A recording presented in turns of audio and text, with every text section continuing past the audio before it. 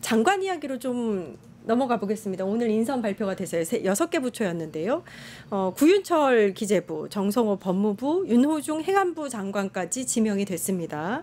복지부 장관의 정은경, 교육부의 이진숙, 산업부의 김정관, 두산에너빌 사장까지 이제 지명이 됐는데요.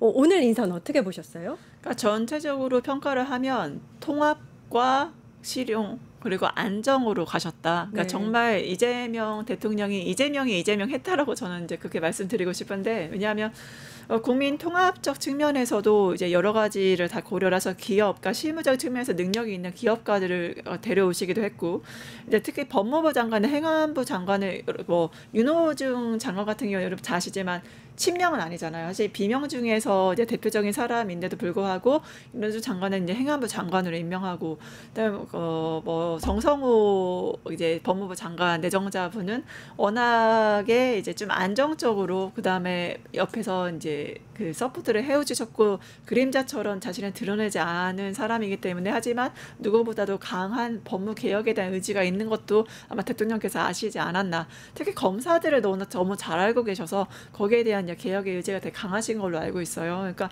또 그것뿐만 아니라 가장 또 핵심 축 중에 하나가 전문성과 실무인 것 같아요. 그러니까 정말 그 분야에서 이 사람이면 상징성이 있어, 이 사람이면 정말 전문성이 있어, 이 사람이면 실무 경험이 많아라는 사람들을 각 정부 부처에 이제 배치를 했다는 것. 특히 정은경 장관 같은 경우는 정말 국민들에게 그 정말 낡아서 해지신 운동화를 신으면서 대한민국의 K 방역의 자부심을 심어주신 분이잖아요. 그러니까 그런 상징적인 인물, 전문성, 통합, 실무, 그다음에 대한민국 국정 안정, 그 모든 요소를 고려한 최적의 인사였다라고 평가드리고 싶습니다. 네, 이 법무부, 행안부 같은 경우에는 이재명 정부의 굉장히 우선순위 사안 중에 하나인 검찰개혁, 사법개혁을 해내야 되는 부처거든요.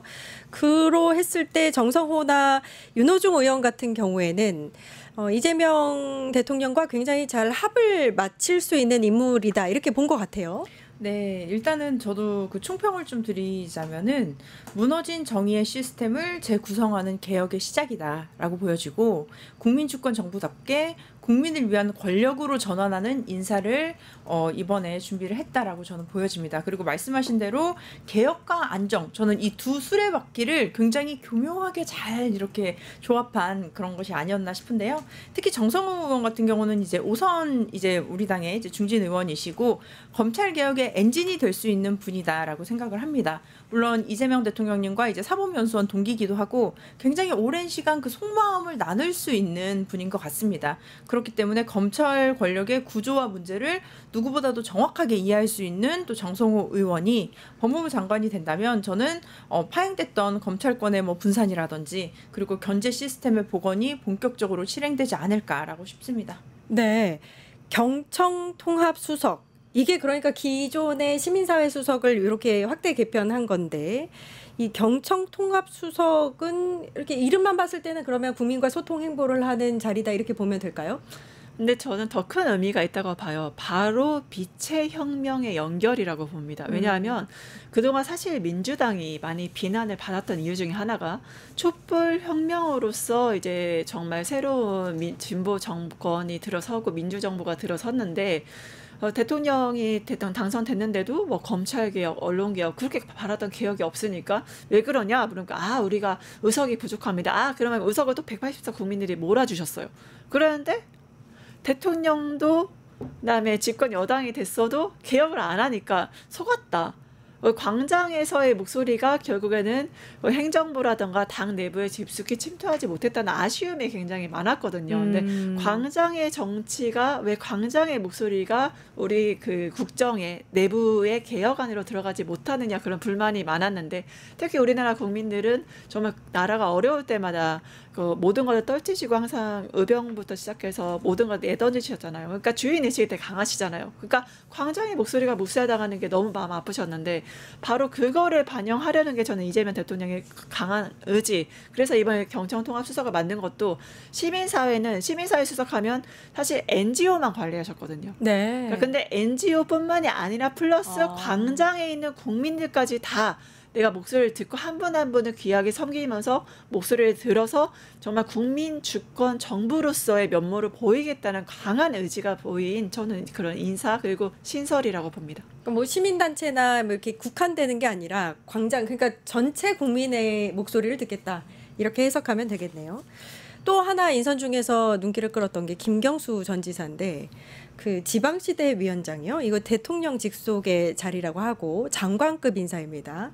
이 부분은 어떻게 해석해야 될까요? 네, 그래서 균형 발전의 상징이신 좀 인물이기도 하고요. 그리고 어떻게 보면 정치적으로 좀 굉장히 오랜 시간 어려움을 겪으셨는데 이제는 그 모든 것들이 좀 해결되고 그 이상으로 나아가는 단계가 아닌가 싶습니다. 특히 김경수 전 지사가 이렇게 또 위원장으로 한 것은 디지털 기반의 지방 분권을 상징하는 인사이기도 하거든요. 그래서 앞으로 그 참여정부 시절부터 이어온 그런 균형 발전의 그 철학을 계승하고, 또 이제는 저는 노무현 정신과 이재명 정부의 지역 정책을 함께 연결할 수 있는 브릿지 역할을 할 수 있지 않을까, 그 다리의 역할을 할 수 있지 않을까라는 생각이 들면서 그 통합의 메시지로 굉장히 강력하게 좀 받아들였습니다. 네. 댓글 중에 또 물어보신 인사가 법무부 차관을 물어보시나 봐요. 패널분들에게 프랑프랑님이 좀 알려달라고 하시는데, 오늘 발표된 법무부 차관의 이진수 대검찰청 형사부장 이 내정이 됐습니다. 혹시 이 인물 변호사님께서 아시는지? 그러니까 우선은 이진수를 얘기하려면 봉욱 그 민정수석 네네. 같이 얘기할 수밖에 없는데, 이제 봉욱 그 민정수석 내정자 같은 경우는 그 지난 문재인 정권 때 그 마지막까지 윤석열과 검찰총장 최종 후보였어요.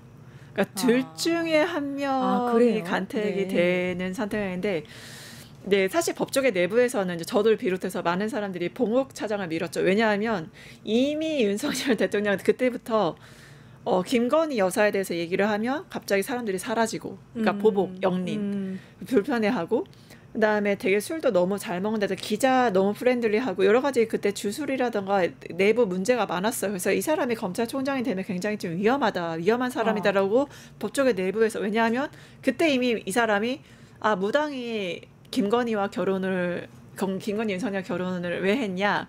윤석열은 뭐 김건희 무당의 말에 따르면 그 검찰총장뿐만 아니라 대통령까지 될 수 있는 사람이라서 결혼했다. 난 영부인이 돼야 되니까. 근데 그게 실제로 검찰총장으로 이어지는 것들에 대해서 이런 주술을 믿는 사람 위험하다라는 경고를 계속 보냈는데도 불구하고 이제 청와대 모 인사의 강력 추천으로 검찰총장이 되셨잖아요. 그러니까 봉욱 차장이 왜 그때 상당수 법조인들을 밀었었냐면 굉장히 첨령하고 그다음에 무엇보다 검사들의 존경을 받는 사람이에요.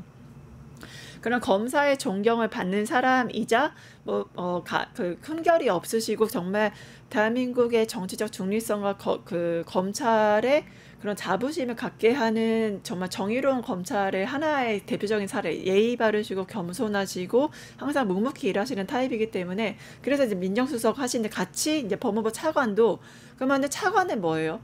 실제 내무부 장관이잖아요. 그러니까 네. 내부의 조직을 잘 알면서도 장관을 정말 잘 서포트해야 돼요. 왜냐하면 장관이 정치인이기 때문에. 이 차관도 봉욱과 마찬가지 결을 같이 하는 두 분이 되게 평가가 너무 좋으신 분이에요. 그렇기 때문에 왜냐하면 장관 말을 들으려면요, 그 내부 인사를 잘 알고 속속들이 조직을 파악을 해야 되는데, 이번에 새로 발표된 차관은 내부 인사를 잘 알고 있고 무엇보다 정성호 법무부 장관을 잘 서포트할 수 있는 그런 사람이기 때문에 적절한 또 인사가 이루어졌다라고 저는 말씀드리고 싶습니다. 네. 네, 특히 지금 이진수 법무부 차관 같은 경우는 비특수부 출신이라고 합니다. 그래서 어떻게 보면 형사사건 중심으로 이렇게 일을 많이 하셨고, 그다음에 현장 수사와 실무 감각이 굉장히 탁월하다는 평가를 받고 계신 분입니다. 그래서 변호사님께서도 말씀하신 것처럼 실무 전문가다. 그래서 정말 실무에 능통하다. 그래서 굉장히 좀 효율적으로 법무부가 움직일 수 있도록 역할을 할 수 있는 분이 아닌가 싶습니다. 특히 국민과 실생활에 연관된 그런 범죄 분야에 대해서 굉장히 좀 탁월한 능력이 있으시다고 해요. 그리고 정의와 인권을 바로 세우는 그 공동체를 보호하는 그런 역할을 할 적임자라고 또 평가를 받고 있습니다. 전반적으로 좀 좋은 평가를 해주시는 것 같다는 느낌이 드네요. 그리고 또 오늘 좀 이제 눈길을 끌었던 인사 중에서 기획재정부의 구윤철 전 국무조정실장하고 산업부에는 기업가 출신이죠. 두산 에너빌리티 사장인 김정관 전 사장이 내정이 됐습니다. 이 부분도 이제 아까 말씀하신 무슨 실용주의라든지 뭐 이런 쪽에서 이제 평가를 받을 수 있는 분들인 거죠? 네, 정말로 대표적인 전문성과 실무 경험을 반영한 인사인 거죠. 이제 구윤철 전 국무조정실장 같은 경우 특히 예산이라든가 정책의 전문가로 정말 유명하신 분이거든요. 그러니까 한마디로 의지는 그거예요. 그러니까 지금 이재명 정권 인수위도 없이 바로 출발했고 우리는 누구보다 어느 부처에서 아니면 어느 정권에서 일하는 상관없이 능력만 있으면 우리는 실용적으로 쓰겠다라는 그 철저히 전문가 중심, 능력 중심으로 가겠다는 그런 의지를 정말 대표적으로 반영하는 그런 인사들이라고 보시면 될 것 같습니다. 네, 그 구윤철 장관 후보자 같은 경우는 과거에 이제 경북문화재단 대표도 하기도 하셨다고 하더라고요. 하지만 이제 예산 총괄 또 조정 경험이 굉장히 많고 또 확장 복지나 재정 규율에도 그런 관심을 많이 가지고 계시는 분이다라는 생각이 들고요. 그리고 김정관 산업부 장관 같은 경우도 그 민관 융합을 할 수 있는 저는 산업 전문가라고 보여집니다. 지금 굉장히 이번 정부에서 좀 기대가 되는 저는 부분이 뭐냐면 저도 이제 그 산자위에 과거에 있었는데 이제 정치하시는 분들은 굉장히 좀 어떻게 보면 정치인의 관점에서 보게 되고요. 산업 현장에 계신 분들은 어떻게 보면 그 프라이빗 섹터에 있는 그 관점으로 세상을 보게 되는데요. 사실 이것들이 적절히 조화가 되고 이루어졌을 때 대한민국이 정말 하나의 경제를 운영할 수 있는 국가로서 저는 프라이빗 퍼블릭 섹터가 모두가 결합할 수 있는 그런 강력한 그 동력을 가질 수 있고 그 결과로서 저는 대한민국이 정말 세계를 주도해 나갈 수 있는 국가라고 생각을 하거든요. 그렇다면 이런 민간에서의 그 돌아가는 그 구조를 알고 있는 메커니즘을 알고 있는 분들이 정부에 진출을 한다. 근데 그것도 이재명 대통령이 있는 정부다. 저는 너무 기대됩니다. 기대된다라고 말씀하셨는데 한 가지 그럼 제가 이제 진행자니까 우려점을 말씀을 드려볼게요. 더불어민주당 의석수가 지금 167석이에요. 그런데 이렇게 중요한 자리에 뭐 김인석 국무총리부터 시작해서 이렇게 내각에 이제 들어가시게 되면 혹시 나중에 표결이라든지 이렇게 의석수 때문에 여당에 이제 영향을 미칠 일들은 없는지. 당연히 영향을 미치겠죠. 하지만 이제 차후에 이제 보궐선거라던가 각종 이제 어떠한 보충할 수 있는 수단을 통해서 이제 할 수 있다. 그러니까 의석수도 물론 걱정이 되지만 저는 이게 바로 이재명 대통령의 자신감이라고 봐요. 그러니까 의석수가 약간 줄어들 수 있지만 그러니까 무엇보다 아시는 거죠. 예전에 문재인 대통령 때는 워낙 일을 잘 하셨지만 근데 개혁에 대해서 너무 아쉬움, 우리 그 국민들이 타는 목마름이 있었잖아요. 제발 개혁 좀 해주세요. 그랬는데 그걸 너무 광장의 목소리를 너무 잘 아시다 보니까 지체 없이 능력 있는 사람으로 나는 바로 진짜 대한민국 만들겠다. 그러니까 한마디로 정말 최고의 실무진, 전문직, 경력직을 바로 모셔와서 산업 현장에 직접 투입하는 그런 것들을 하고 무엇보다 개혁 드라이브는요. 정치인만큼 이 개혁을 세게 할 수 있는 사람이 없어요. 그러니까 특히 법무부라든가 이 개혁이 정말 필요한 부처에 정치인을 보낸 것들은 이게 바로 나는 개혁을 해서 진짜 대한민국을 만들겠다. 이 정치인을 통한 이 인선들을 통해서 그 부처를 바꾸겠다. 조직을 개편하고 새로운 대한민국을 만들겠다는 너무나 강한 시그널을 보내주는 거기 때문에 바로 그런 것들이 다 전체 혼합이 돼서 저는 위대한 대한민국, 진짜 대한민국 가고 있다 봅니다. 네, 굉장히 재밌는 게 제가 지금 박사 논문을 쓰고 있습니다. 이재명 대통령님 축하드립니다. 그래서 졸업을 하신 중앙대학교에서 지금 박사 논문을 쓰고 있는데요. 근데 마침 주제가 국회의원의 국무위원 겸직에 관한 경험적 고찰입니다. 그래서 대한민국은 대통령제를 채택하고 있지만 국회의원이 장관을 겸직할 수 있는 정말 제가 지금까지 조사한 바로는 유일한 나라거든요. 그러니까 총리제가 아닌데 대통령제에서 그렇기 때문에 말씀하신 부분도 물론 염려하시는 국민분들이 있겠지만 실제로 현재 의석이 167석이고 그리고 과반이 151석 아닙니까? 그렇기 때문에 151석일 때 통과할 수 있는 법안들이 굉장히 많이 있고요. 그리고 몇 명이 내각에 진출한다고 해도 저는 오히려 입법의 동력이 유지될 수 있다라고 말씀을 드리고 싶습니다. 그리고 이번에 우리가 또 추경도 정말 추진력 있게 추진을 하실 텐데 그런 굵직굵직한 법안들을 이제 통과를 시키고 어떻게 보면 원팀으로서의 하나가 됐을 때 민주당이 국민들에게 보여주는 그 체감 성과 이런 것들이 굉장히 클 것 같아요. 그리고 정치인 출신들이 지금 굉장히 다선 의원들이 많습니다. 그 말은 뭐냐? 본인이 정치 뭐 상임위 활동을 하면서도 그 보고 들은 것들이 있겠지만 실제로 그 오랜 시간 그 관련 부처들이 어떻게 돌아가고 있는지를 명명백백하게 이렇게 좀 보신 분들이거든요. 그렇다면 본인이 장관이 됐을 때에 정말 강력한 추진력을 가지고 그립감을 가지고 그 부처를 저는 이끌 수 있을 거라고 생각합니다. 알겠습니다. 자, 정치하는 언니들 여기까지 하고요.